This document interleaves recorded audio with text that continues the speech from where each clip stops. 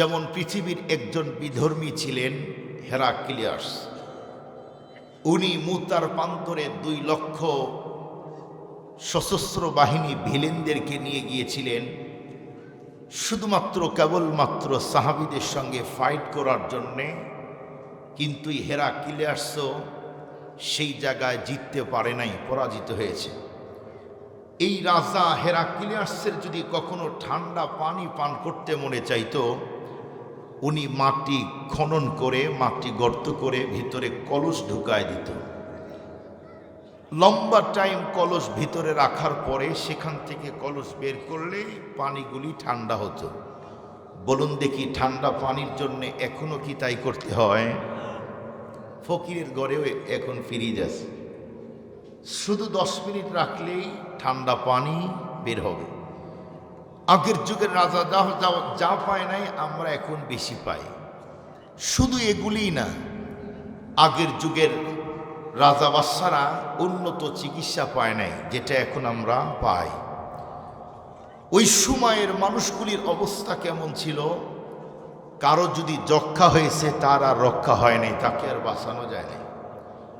ওই সময়ের কোনো মানুষের যদি অক্সিজেনের ক্রাইসিস দেখা দিয়েছে তাকে আর বাঁচানো যায়নি।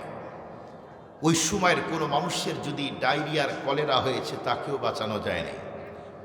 আর বর্তমান সময়ের ডায়রিয়া, কলেরা, এরপরে যক্ষা তো কোনো রোগই না। বাংলাদেশে বর্তমানে ভয়ঙ্কর যে 2টা রোগ, এর মধ্যে একটা হলো ইবোলা আর একটা হলো ক্যান্সার। মেডিকেল সায়েন্স ইবোলা রোগীর, এরপরে আইবিএস রোগীদেরও এখন চিকিৎসা করতেছে। ডক্টরগুলি এখন চিকিৎসা করতেছে ক্যান্সারের রোগীরও। কোনো রোগীর যদি 2টা কিডনি ড্যামেজ হয় তাকে ডায়ালিসিস করে হলেও বাঁচানোর সিস্টেম বর্তমান যুগে আছে। কারো যদি অক্সিজেনের ক্রাইসিস দেখা যায় তাকে তো অক্সিজেন দেওয়ার জন্যে অ্যাভেলেবেল এখন অক্সিজেন আছে, আগে এগুলি পায় না।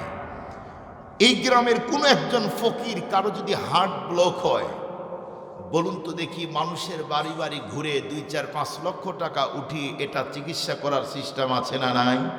আছে। আগের যুগের রাজা বাদশাদের টাকার অভাব ছিল না, কিন্তু হার্ট যদি ব্লক হয় এটা আর সুস্থ করতে পারেনি। কারো যদি অক্সিজেনের ক্রাইসিস দেখা দিয়েছে তাকে আর বাঁচানো যায় নাই।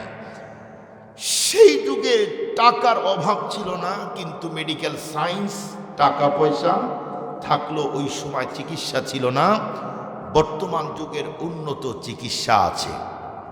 তার মানে আগের মানুষ যা পায় নাই, বর্তমানের যুগের মানুষগুলি অনেক কিছুই পায়, শান্তির হাজারো উপকরণ পায়। এরপরেও বলুন তো দেখি, ওই যুগের মানুষ অন্তরে যে প্রশান্তি পেয়েছে, আমরা কি এখন ওই প্রশান্তি পাই? সম্মানিত সুধী, খুব ভালো করে বুঝবেন, আমাদের দেশে এক সময় মানুষ হজ করতে যাইতো 6 মাস 7 মাস লাগতো। মনে পড়ে কি আপনাদের? কিন্তু এখনো কি 6 মাস লাগে? এখন একদিনে 2 বার সৌদি আরবে যাওয়া যায়, একদিনে 2 বার যাওয়া যায়। এটা হলো শান্তির একটা উপকরণ। শুধু এখানেই না, বর্তমান সময়ের কোন দিক দিয়ে নেবেন, এত মানুষের কাছে শান্তির উপকরণ এসে গেছে, এখন মানুষের কষ্ট করতে হয় কম। এক সময় এই ডাহিয়া গ্রামের মানুষ ভারে 2 ভারের 1 ভারে কি বলে ধান নিত, সিকা 2টার মধ্যে 2 পাতিল ভরে মাছ নিয়ে বিয়ের যাইত, সিংড়া যাইত। আর এখন এখানেই গাড়ি, আর দৌড়াদৌড়ি করা লাগে না। কথা বলেন না কেন? 1 হাঁটু কাদা ধান নিয়ে যাইতো, কি কষ্ট। আর এখন ঘরের কাছেই ভ্যান আসে, ভ্যানের উপরে উঠেই যায়, আবার বাড়িতে আসে। এত শান্তির উপকরণ। শুধু কি আমাদের মধ্যে, মা বোনদের মধ্যেও শান্তির উপকরণ এসে গেছে। এরপরেও তারা শান্তি পাচ্ছে না। আগে তো আমরা দেখেছি দাদিদের 17টা 18টা বাচ্চা হয়েছে, আবার গল ভর্তি গরু ছিল, আবার সঠিক টাইমে পাতা ঝাড়ু দিয়ে তখন রান্না করত। বর্তমান যুগের মেয়েরা যদি শুনে যে 18টা 20টা বাচ্চা হয়েছে, ওদের 7 দিন মাথায় পানি দেওয়া লাগবে। কি ভাই, তাই না? ওরা বিয়ের আগেই প্ল্যান করে, দুইটার বেশি, তিনটা না, একটা হলে ভালো হয়।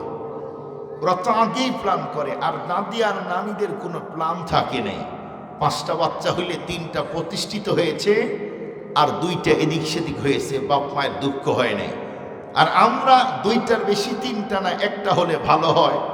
2টা নিয়েছে, একটা ছেলে আর মেয়ে, আর বাচ্চা নেওয়াই বন্ধ করে দিয়েছে। পরে কি দেখা যায়, ছেলেটাকে আদর করতে করতে বাদর হয়েছে, মেয়েটাকে আদর করতে করতে ওইটা ভূত হয়েছে। আদর করে শাসন করতে পারে না। তো সেই সময়ের দাদি আর নানিদের কষ্ট ছিল, বাচ্চা লালন পালন করেছে, গল ভর্তি গরু ছিল। এরপরে পাতা ঝাড়ু দিয়ে রান্না করত। বলুন তো দেখি, এখনো কি পাতা ঝাড়ু দেওয়ার সিস্টেম আছে? না, একদম গ্রাম, একদম গ্রাম। বোঝার চেষ্টা করেন, প্রতিটা গ্রামের প্রতিটা ঘরে ঘরে টাচ কুকার আছে, রাইস কুকার আছে, প্রেশার কুকার আছে, কারি কুকার আছে, ফ্রিজ আছে। সব কিছুই যেহেতু ঘরের মধ্যে, বাহিরে যাওয়ার দরকার নাই, রান্না এখানে হবে। ফ্রিজ থেকে বের করে করে বাহিরে আবার টয়লেট করতে কে যাবে, এই জন্য ঘরের মধ্যে টয়লেটও সেটিং করছে, মানে কষ্ট করার দরকার নেই। এত শান্তির উপকরণ, এত শান্তির জিনিস। বলুন তো দেখি, দিন যত যাইতেছে আমরা এরপরেও শান্তিতে আছি নাকি অশান্তিতে? অশান্তিতে। খুব ভালো করে বুঝবেন, আমরা তো মুসলিম, আমরা তো কি পরিমাণ অশান্তিতে আছি। এই পৃথিবীতে যারা শান্তির হাজার উপকরণ তৈরি করলো শান্তির আশায়, যারা হেলিকপ্টার আবিষ্কার করলো শান্তির আশায়, বিমান আবিষ্কার করলো শান্তির আশায়, গাড়ি আবিষ্কার করলো শান্তির আশায়, পরিবহন আবিষ্কার করলো শান্তির আশায়, রকেট তৈরি করলো শান্তির আশায়, এক জেলা থেকে আরেক জেলায় দ্রুত যাইতে পারবে এই জন্যে শান্তির আশায় আরো অনেক কিছুই মেশিন তৈরি করলো। এ পৃথিবীর উন্নত রাষ্ট্র, যাদেরকে পৃথিবীর গ্রাম থেকে শুরু করে উন্নত শিক্ষিত বন্ধুগুলি যাদেরকে মডেল হিসাবে গ্রহণ করে, যাদেরকে মানার চেষ্টা করে, যেই সমস্ত মানুষদেরকে ফলো করে, ওরা শান্তির হাজারো উপকরণ জিনিস তৈরি করলো। এরপরে খুঁজে দেখেন তাদের মধ্যে শান্তি নাই। তাদের মধ্যে পুরুষ আর পুরুষের সঙ্গে সমকামিতা করা, এগুলির সিস্টেম আছে। তাদের মধ্যে নারীর সঙ্গে সমকামিতা, এটাও সিস্টেম আছে। ওরা এগুলি করে শান্তির আশায়। এরপরে ফ্রি সেক্স, এগুলি করার অনুমতি সিস্টেম তাদের মধ্যে আছে। এরপরেও তারা শান্তি পায় না। ওরা চিন্তা করলো, আমরা যদি বোতল বোতল মদ খাই হয়তো শান্তি পাবো, সেটাও পান করে তবুও শান্তি পায় না। ওরা চিন্তা করলো, লিভ টু দ্য গার, আমরা যদি এই পদ্ধতিতে আগাই তাহলে হয়তো শান্তি পাবো। লিভ টু দ্য গার পদ্ধতিতে আগাইলো, এরপরেও শান্তি পেল না। এই পৃথিবীতে শান্তির হাজারো উপকরণ তৈরি করলো। শীতের দিনে যেন রুমটা গরম করে রুম হিটার তৈরি করলো। এরপরে গরমের দিনে যেন রুমটা ঠান্ডা হয় এসি তৈরি করলো। এত শান্তির জিনিস উপকরণ তৈরি করার পরেও ওরা এখন শান্তিতে মরার জন্য ইজি সুসাইড মেশিন পর্যন্ত আবিষ্কার করতেছে তারা। খুব ভালো করে বুঝবেন, আপনি নিজে নিজের জায়গায় দেখেন, আপনার দাদা আর বাবা অন্তরে যে প্রশান্তি পেয়েছে, বারান্দায় এক জায়গায় চাটাই বিছায়া বালিশে সারা রাত ঘুমায় থাকছে, এখনো কি থাকা যায়? কথা বলেন না কেন? না। কেন? পেরেশান, অশান্তি, না জানি কে এসে আমাকে মেরে দেয়, এতটাই অস্থিরতা। কিন্তু আমরা ছোটকালে দেখেছি, আমাদের গ্রামগঞ্জে যখন মেলা হতো এবং ওয়াজ মাহফিল হতো, আত্মীয় স্বজন আসলে গরমের মৌসুমে আমরা শুধু একটা বিছানা চাটাই বিছা দিয়ে বালিশ দিয়ে সারা রাত ঘুমাইছি, কেউ কখনো আক্রমণ করতে আসে না। সম্মানিত সুধী, এত অশান্তি বাড়তিছে, এত অশান্তি। বলুন তো দেখি, শান্তি পেতে চাইলে মানুষের তৈরি করা আইন দিয়ে কি শান্তি পাওয়া যায়? মানুষের তৈরি করা বাহিনী দিয়ে কি শান্তি পাওয়া যায়? মানুষের তৈরি করা আইন দিয়ে শান্তি পাওয়া যায় না। মানুষের তৈরি করা বাহিনী দিয়ে শান্তি পাওয়া যায় না। শান্তি পেতে চাইলে আল্লাহ পাকের ফর্মুলা, আবিষ্কারক যেই ফর্মুলা দিলেন, ওই ফর্মুলা ছাড়া কখনো শান্তি পাওয়া যায় না। সহজে আপনাদেরকে বোঝার জন্য একটা মেসাল দিয়ে বুঝবেন আপনারা ইনশাআল্লাহ। আপনারা সেচ মেশিন চিনেন? সেচ মেশিন, ওই যে পানি দেন যে আপনারা, যে এখন পানি দিতেছে, দেখবেন এই মেশিনের দুইটা টাঙ্কি আছে, একটা হলো অয়েল আর একটা ওয়াটার, একটা তেলের টাঙ্কি আর একটা পানির টাঙ্কি। এই মেশিন তৈরি করছে জাপানের কোনো একজন আবিষ্কারক। এই টাঙ্কি দুইটা দিলেন, একটা তেলের আর একটা হলো পানির। এই মেশিন যদি আবিষ্কারক তৈরি করলে, মেশিন যদি কেউ চালাইতে চায়, তেলের টাঙ্কিতে তেল দিতে হবে, পানির টাঙ্কিতে পানি দিতে হবে। এখন আপনি যদি বলেন যে আমি অনেক বড় ডাক্তার, অনেক বড় বক্তা, অনেক বড় হুজুর, অনেক বড় মাস্টার, অনেক বড় ব্যারিস্টার, অনেক বড় আইনজীবী, অনেক বড় তথ্যবিদ, অনেক বড় বিজ্ঞানী, আমি অনেক বড় নেতা, অনেক বড় জাতিসংঘের মহাসচিব, এই মেশিন যে আবিষ্কার করলো আমি তার সিস্টেম মানব না, আমি আমার মতো মেশিন চালাইতে চাই, মেশিন আমি চালাবই। কিভাবে? উনি তেলের টাঙ্কিতে পানি দিলেন, পানির টাঙ্কিতে তেল দিলেন, বলুন এই মেশিন কি চলবে? চলবে না। কেন? যে আবিষ্কারক তৈরি করলেন যেই সিস্টেমে, ওই সিস্টেমে মেশিন চালাইতে হয়। ওই সিস্টেম না করলে যেমন মেশিন চলতে পারে না। আপনি অনেক বড় ডাক্তার হইতে পারেন, ব্যারিস্টার হইতে পারেন, লয়ার হইতে পারেন, হুজুর হইতে পারেন, বক্তা হইতে পারেন, এ পৃথিবীর আইন আপনি তৈরি করতে পারেন পৃথিবীতে, আপনি দেশের প্রধান হইতে পারেন, জাতিসংঘের মহাসচিব হইতে পারেন, কিন্তু এই মেশিন যিনি তৈরি করেছেন তার সিস্টেম ছাড়া মেশিন চলতে পারে না। জিজ্ঞেস করতে চাই, এই 3.5 হাত বডি, এই মেশিন তৈরি করেছেন কে? আল্লাহ। কে তৈরি করেছেন? এই মেশিন যদি যিনি তৈরি করেছেন, এই মেশিন যদি শান্তিতে চালাইতে চান, ডাক্তারের কথা মানলে হবে, ব্যারিস্টারের কথা মানলে হবে, বলেন হবে কি? আইনমন্ত্রীর কথা মানলে হবে, জাতিসংঘের মহাসচিবের কথা মানলে হবে কি? না। কেন? এই বডি যিনি তৈরি করেছেন, মানুষ দুনিয়াতে কেমনি শান্তি পাবে, কোন রাস্তায় চললে শান্তি পাবে, ওই রাস্তা যদি আমরা চলি শান্তি পাবো, এছাড়া অন্য কোনো রাস্তায় শান্তি পাওয়া যায় না। এখন আসেন, শান্তি পাওয়ার আশায় আমরা কি আল্লাহর পথে আছি নাকি অন্য পথে আছি? বলুন তো, আল্লাহর পথেই শান্তি নাকি অন্য পথে শান্তি? আল্লাহর পথেই শান্তি, আল্লাহর পথেই শান্তি। এই জন্য আমি আপনাদেরকে সহজ করে বোঝানোর জন্যে একটা মাত্র মিসাল দিই, তাহলে আপনারা বুঝবেন। আমরা বর্তমান যেই যুগে বাস করি, বলুন তো এই যুগটা বেশি খারাপ নাকি নবী যেই যুগে জন্মগ্রহণ করলেন ওই যুগটা বেশি খারাপ? ওই যুগটা বেশি খারাপ। ওইটা জাহিলিয়াতের যুগ, মূর্খতার যুগ, অজ্ঞতার যুগ, বর্বরতার যুগ। ওই যুগের প্রতিটা মানুষ মানুষকে খুন করত, জেনা করত, ব্যভিচার করত, লুটতারাজ করত। এমন কোনো পৃথিবীতে অপরাধ নাই যেই অপরাধ ওই যুগের মানুষগুলি করে নাই। নবীজি জন্মগ্রহণ করার পর থেকে 40 বছর পর্যন্ত তাদের শুধু অপরাধগুলি নিজের চোখ দিয়ে দেখেছেন। সমস্ত শিশু, সমস্ত কিশোর, সমস্ত যুবক, প্রতিটা বৃদ্ধ বৃদ্ধা, প্রতিটা নেতা, প্রতিটা নেত্রী, ওই সময়ের প্রতিটা মানুষ অশান্তিতেই তাদের জীবন কাটে। প্রতিটা মানুষ একটু শান্তির আশায় চিন্তায় ছিল যে একটু যদি শান্তি পেতাম আমাদের জীবনটা ভালো কাটতো, আমাদের আগামীর প্রজন্ম সন্তানগুলি তারাও ভালো চলতে পারত। এই শান্তির আশায় তারাও অপেক্ষা ছিল। কিন্তু আল্লাহর কোরআন যখন বিশ্বনবীর উপরে নাজিল করা হলো, আল্লাহর পয়গম্বর তাদেরকে বলল, তোমরা যদি সমাজে, জীবনে, রাষ্ট্রে শান্তি পেতে চাও, তোমাদের আইন দিয়ে হবে না, তোমাদের পদ্ধতিতে হবে না, আমি যেইটা বলি তোমরা ওইটা মানো।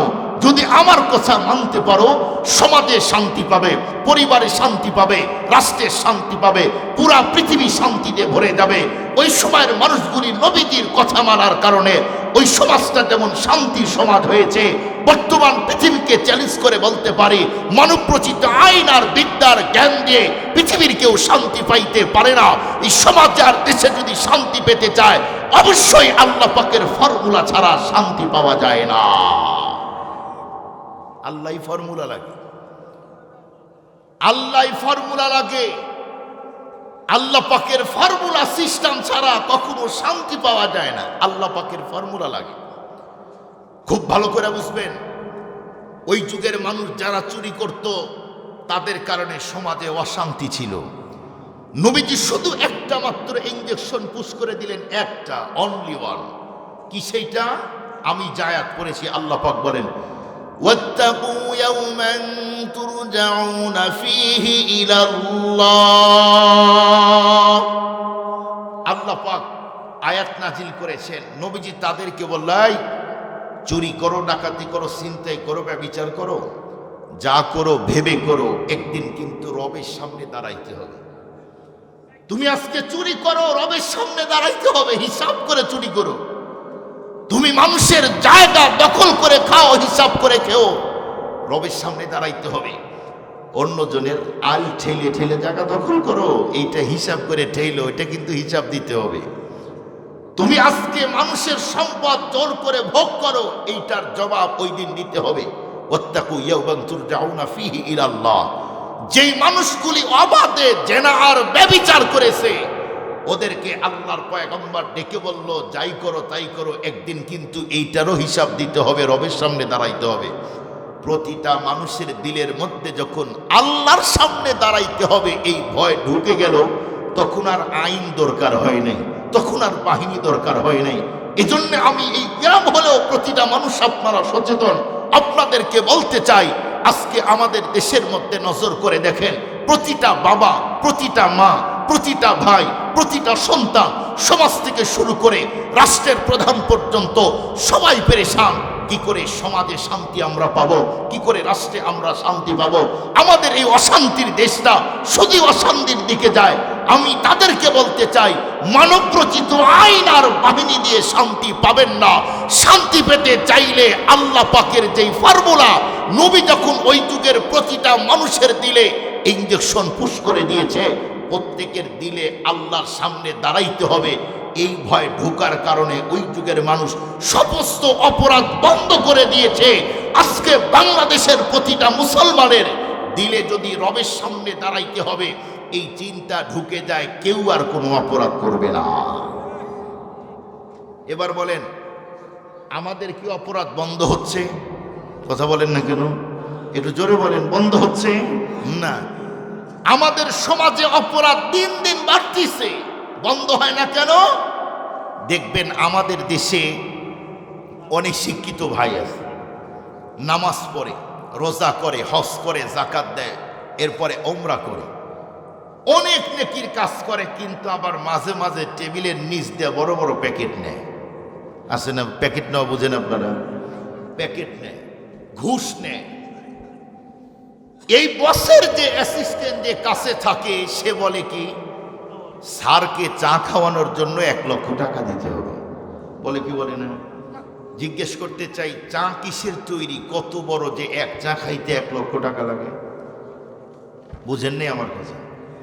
কিসের তৈরি, কি দিয়া বানায় এই চা, যে 1 কাপ চা খাইতে 1 লক্ষ টাকা লাগে? তার মানে নামাজ পড়ে, রোজা করে, শিষ্যদন তৈরি করে, চাইল্ড কেয়ার তৈরি করে, রিক্ত হস্ত মানুষদেরকে টাকা দেয়, মসজিদ মাদ্রাসা বানায়। নামাজ পড়তে পড়তে কপাল কালা হয়ে গেছে, কিন্তু রবের সামনে দাঁড়াইতে হবে এই জিনিস এখনো তার ভিতরে ঢুকে নাই। যদি ঢুকতো, কখনো টেবিলের নিচ দিয়ে 1 লক্ষ টাকা নিত না। মনে রাখবেন, যেই মানুষের দিলের মধ্যে রবের সামনে দাঁড়াইতে হবে এই ভয় ঢুকবে, ও আর জিন্দাগিতে কখনো কোনো অপরাধ করবে না। কথা বলেন, ঠিক বললাম না ভুল বললাম? কেউ যদি না দেখে, একজন দেখে, তিনি কে? একটু জোরে বলেন। সম্মানিত সুধী, যেই মানুষের দিলে রবের সামনে দাঁড়াইতে হবে এই টেনশন থাকে, ওই লোকটার অবস্থা কি হয় আপনাদেরকে বোঝার জন্য আমি একটা ঘটনা বলি, তাহলে আপনারা বুঝবেন। সম্মানিত উপস্থিতি, যেই লোকের দিলের মধ্যে থাকবে যে আমার রবের সামনে দাঁড়াইতে হবে, ওই লোক কি পরিমাণ আল্লাহকে ভয় করে দুনিয়াতে, যে আল্লাহর সামনে দাঁড়াইতে হবে। মাইয়াত্তাকিল্লাহ ইয়াজআল লাহু মাখরাজা। কোরআনুল কারীমে আল্লাহ পাক আরো অনেক জায়গা বর্ণনা দিয়েছেন। এর মধ্যে সবচেয়ে মূল কথা, ওয়াত্তাকু ইয়াওমান তুরজাউনা ফীহি ইলাল্লাহ।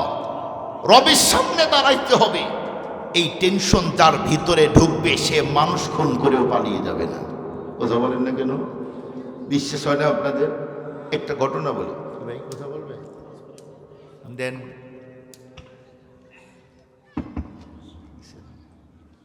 আলহামদুলিল্লাহ, আমাদের মাঝে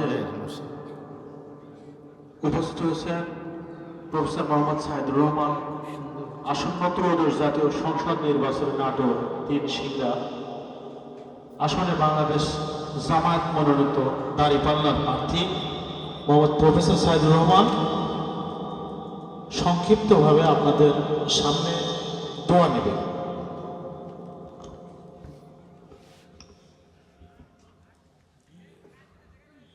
আসসালামু আলাইকুম ওয়া রাহমাতুল্লাহ। আলহামদুলিল্লাহি রাব্বিল আলামিন ওয়াসসালাতু ওয়াসসালামু আলা সাইয়্যিদিল মুরসালিন ওয়া আলা আলিহি আসহাবিহি আজমাইন।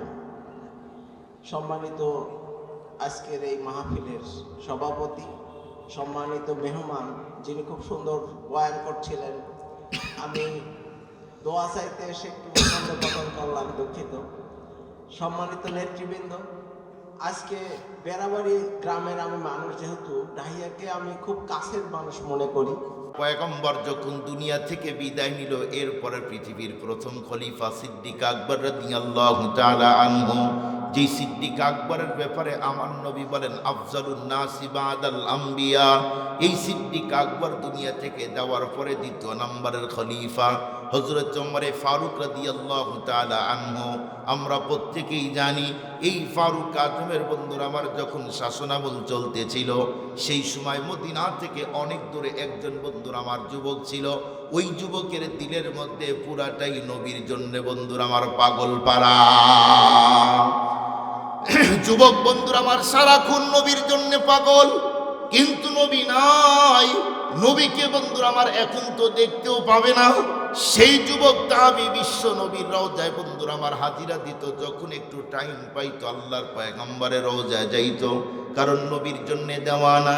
এই জন্যই তো একজন কবি বলেন, আয় রহমতে আলম নবী হাদিয়ে উমাম, দেওয়ানা তেরে হো গিয়া মাই মোজে খবর লো, দেওয়ানা তেরে হো গিয়া মাই মোজে খবর লো। আল্লাহু আকবার বলেন। মুসলমান ভাইরা আমার, যুবক যাবে বিশ্ব নবীর রওজায় যাবে, নবী আলাইহিস সালাতু ওয়াস সালামের বন্ধুরা আমার রওজায় গিয়ে তার রওজার পাশে হাজিরা দিবে, সালাম দিবে, এমন টার্গেট করে আল্লাহর বান্দা যুবক যখন তার ঘোড়ার উপরে উঠলেন, যখন বন্ধুরা আমার মরুভূমির পথে চলতেছিল, রাস্তার মধ্যে চলতে চলতে বন্ধুরা আমার খাবারগুলি যুবক নিজের কাছে নিয়েছে। যখন তার শরীরটা ক্লান্ত পরিশ্রান্ত হয়ে যায়, আমাদের বাংলাদেশের মতো অ্যাভেলেবেল গাছ তো সেই সময় ছিল না। এক পর্যায়ে আল্লাহর বান্দা যুবক উনি চিন্তা করলো, যদি একটু রেস্টের ব্যবস্থা হতো তাহলে আমার জন্য, এমনকি আমার ঘোড়ার জন্য বড় ফায়দা হয়। এ টার্গেট করে যখন যুবক মরুভূমির মধ্যে চলতেছে, আর জবানের মধ্যে জিকির আল্লাহু আল্লাহ, আল্লাহু আল্লাহ, আল্লাহু আল্লাহ। अगर खा हम के राजे दिल बगुयम जानमी आबम, वगर जाए शबद पैदा तोरा तन्हा नमी आबम, वगर आबम तोरा तन्हा वहम सावत जाए पैदा, बखुशी गम कुनम खुदरा वमन खुदरा नमी दाना। अल्लाहु अकबर बोलें। মুসলমান ভাইরা আমার, যুবক তাবি চলতিছে, এক পর্যায়ে নজর করে দেখলো বিশাল বড় একটা খেজুরের গাছ দেখা যায়। উনি সেই মুহূর্তে বন্ধুরা আমার সিদ্ধান্ত নিল, এই খেজুরের গাছের নিচেই বসে একটু মাত্র রেস্ট করব, খাবারগুলি খাবো। উনি যখন নাস্তাগুলি করার জন্য খেজুরের গাছের নিচে বসে গেল, এক পর্যায়ে বন্ধুরা আমার ঘোড়াকে তখন ছোট্ট একটা খেজুরের গাছের সঙ্গে বেঁধে দিল। এরপরে যুবক তামাম খাবারগুলি বের করে যখন মুখের মধ্যে দেয়, একের পর এক খাইতে খাইতে যুবক বন্ধুরা আমার তখন শরীরটা বড় টায়ার্ড হলো।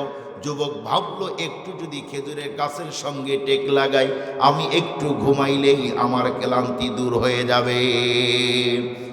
এ টার্গেট করে যুবক যখন খেজুরের গাছের সঙ্গে টেক লাগাইলো, শরীর তো এমনি ক্লান্ত, আল্লাহ পাক কুদরতের ঘুম দিয়ে দিল। সেই মুহূর্তে যুবক তাবি বন্ধুরা আমার যখন ঘুমিয়ে গেছে, এদিক দিয়ে ঘোড়া ক্ষুধার কারণে তখন ছটফট করতেছিল।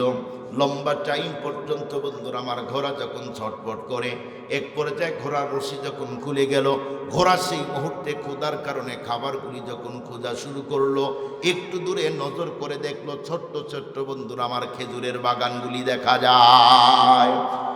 ঘোড়া হাঁটি হাঁটি পা পা করে সেই বাগানের মধ্যে ঢুকলো।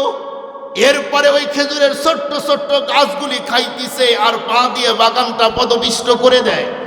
এক পর্যায়ে এই ঘোড়া বন্ধুরা আমার লম্বা টাইম পর্যন্ত যখন খেজুরের গাছগুলি খাইতেছে, এদিক দিয়ে এই বাগানের একজন বন্ধুরা আমার মুরব্বী ছিল, বৃদ্ধ মানুষ, তার দুইটা সন্তানকে তখন ডেকে বলল, বাবা লম্বা টাইম পর্যন্ত আমি খেজুরের বাগান দেখতে যাই না, এই মুহূর্তে আমি তোমাদের দুই ভাইকে বলি যাও। সেই মুহূর্তে দুই ভাই তখন ডেকে বলল, আব্বু এত রোদের মধ্যে কোনো অবস্থাতেই এখন যাওয়া যায় না। মুসলমান ভাইরা আমার যখন বলছে, আব্বু না না, এত রোদের মধ্যে কোনো অবস্থাতেই মরুভূমির পথে যাওয়া যায় না। এক পর্যায়ে বাবা তখন ডেকে বলল, বাবা শোনো, অনেক কষ্ট করে নিজের হাত দিয়ে খেজুরের বাগানগুলি লাগিয়েছি, এখন যদি তোমরা না যাও আমাকেই যেতে হবে, কারণ আমার তো সম্পদ। এ কথা বলেই যখন বাবা বন্ধুরা আমার হাতের মধ্যে লাঠি নিয়ে চলতেছিল, যখন নিজের খেজুরের বাগানের দিকে চলতেছে, চলতে চলতে লম্বা রাস্তা যাওয়ার পরে নজর করে দেখলো ওই বৃদ্ধ লোকের বাগানের মধ্যে বন্ধুরা আমার একটা ঘোড়া দেখা যায়। মুসলমান ভাইরা আমার বৃদ্ধ লোক দূর থেকে নজর করে দেখলো, কি রে, আমার বাগানের মধ্যে বিশাল বড় একটা ঘোড়া ঢুকে বাগানটাই যেন নষ্ট করে দেয়, এখন আমার বাগানটাই বুঝি শেষ করে দিল। এ টার্গেট বন্ধুরা আমার এ চিন্তা করে যখন বৃদ্ধ লোকটা সামনে এগিয়ে আসে, আস্তে আস্তে লম্বা রাস্তা বন্ধুরা আমার আসার পরে দেখলো, হ্যাঁ কথা যা যাই, পুরা বাগানটাই খেজুরের গাছটাই নষ্ট করে দিয়েছে। এক পর্যায়ে বৃদ্ধ লোকটা হাতের মধ্যে পাথর উঠিয়ে নিল, ঘোড়ার দিকে বন্ধুরা আমার যখন পাথর ছুঁড়ে দিয়েছে, ঘোড়ার এমন একটা পয়েন্টে লেগেছে, লাগার সঙ্গে সঙ্গে জমিনে পড়ে মরে যায়। যে মুহূর্তে ঘোড়ার দিকে পাথর ছুঁড়ে দিল, ঘোড়ার এমন একটা পয়েন্টে লেগেছে বডিতে, মুহূর্তের মধ্যে ঘোড়া তরপাইতে তরপাইতে জমিনে পড়ে মরে শেষ। লোকটার ভিতরে ভয় ঢুকলো, আমি এটা কি করলাম, নিজের হাত দিয়ে একজন মানুষের সম্পদ নষ্ট করে দিলাম, এত দামি ঘোড়া, এত টাকার সম্পদ নষ্ট করে দিলাম। কিয়ামতের দিন এই ঘোড়ার মালিক তো আমাকে ছেড়ে দিবে না, রবের সামনে তো আমাকে দাঁড় করায় দিবে, আমি এখন কি করব? ঘোড়া তো অবল একটা প্রাণী, সে তো আমার গাছ সম্পর্কে জানে না, কিন্তু আমিও তো ইচ্ছা করে ঘোড়াকে মারি নাই, রবের সামনে দাঁড়াইতে হবে, কি জবাব দিব? খুব ভালো করে বুঝবেন, ওই সময়ের মানুষ আল্লাহকে এত ভয় করত, রবের সামনে দাঁড়াইতে হবে, তার ভিতরে এই চিন্তা ছিল। আর আমরা কি করি, কারো জমির মধ্যে হাঁস গেলে ওই হাঁস জমির মধ্যেই ঢুকায় দেয়। কি কথা বলেন না কেন? আমি তো গ্রামের ছেলে, দেই না, ওর জমির ধান খাইলো কেন? একটু অবল একটা প্রাণী, হাঁসের তো কোনো দোষ নাই, দোষ তো মালিকেরও, ছেড়ে দিল কেন? কিন্তু আমরা ওই হাঁসের উপরে পা দিয়ে কেউ কেউ জমির ভিতরে হাঁসটাকে ঢুকায় দেয়। আবার দেখবেন কখনো গাড়ি চালাইতে গিয়ে গাড়ির চাকার নিচে হাঁস মুরগি ছাগল পড়লে পিকআপ আসতে দেয় না, জোরে দেয়? জোরে দেয় কেন? এখন দাঁড়াইলে জরিমানা দিতে হবে, আমি এখন জরিমানা দিব না, আমি এখান থেকে পালিয়ে দেব। আজকে হয়তো এই হাঁসের মালিক ছাগলের মালিক তোমাকে ধরতে পারলো না, এইটা তার হক, এটা তার সম্পদ, এটা তুমি নষ্ট করলে, এটা নষ্ট করার কারণে অবশ্যই রবের সামনে তোমাকে দাঁড়াইতে হবে। সেই দিন তোমাকে কে বাঁচাবে? বাঁচানোর কেউ থাকবে না। কথা বলেন না কেন? থাকবে কেউ থাকবে না। আজকে আমাদের দেশের মানুষ নামাজ নিয়ে, রোজা নিয়ে যেই পরিমাণ পেরেশান করে, অন্যের হক নষ্ট নিয়ে ওই পরিমাণ পেরেশান করে না। অথচ নামাজ যদি এক ওয়াক্ত ছুটে যায়, এটার কারণে শাস্তি হবে, কিন্তু আল্লাহ ইচ্ছা করলে ক্ষমা করে দিতে পারে, কাউকে জিজ্ঞেস করার দরকার নাই। কিন্তু আপনি যদি কারো 2 টাকার সম্পদ নষ্ট করেন, কারো যদি হক নষ্ট করেন, কিয়ামতের দিন ওই বান্দা যতক্ষণ মাফ না করবে, আপনাকে আল্লাহ মাফ করবে না। বলেন দেখি, হক নষ্ট করার প্রতিযোগিতা করি কি করি না? আচ্ছা বলেন না কেন? করি না? আজকে আমাদের দেশে হক নষ্টের এখন ভয়ঙ্কর রূপ ধারণ করেছে। এক দোকানদার 5,000 টাকা বাকি খায়, 2,000 দেয়, 3,000 দেয় না। দোকানদার ফোন দেয়, যোগাযোগ করে, আর ওইদিকে যায় না, টাকা দিতেই চায় না। ওই 3,000 টাকা কি আপনার নাকি তার? এর কথা বলেন না যে এটা কি আপনার নাকি তার? এটা তার। আর ওই টাকা যদি আপনি না দিয়ে মরে যান, ওই দোকানদার কিয়ামতের দিন ছেড়ে দিবে না। একজন আর একজনের কাছে ধার নেয়, টাকা দিতে চায় না। 7 দিন পরেই তোকে 5,000 টাকা দিয়ে দিব দি। 7 দিন পার হয়, 1 মাস পার হয়, 5 মাস, 7 মাস, 1 বছর, 5 বছর পার হয়, ওর 7 দিনই হয় না। আল্লাহ জানে ওর 7 দিন কত বড়। বুঝেন নাই? আছে না? অথচ এসে পাওনাদার, এটা তার হক, এটা যদি তাকে না দেন, মরার পরে এই হক আপনি পরিশোধ করবেন কি দিয়া?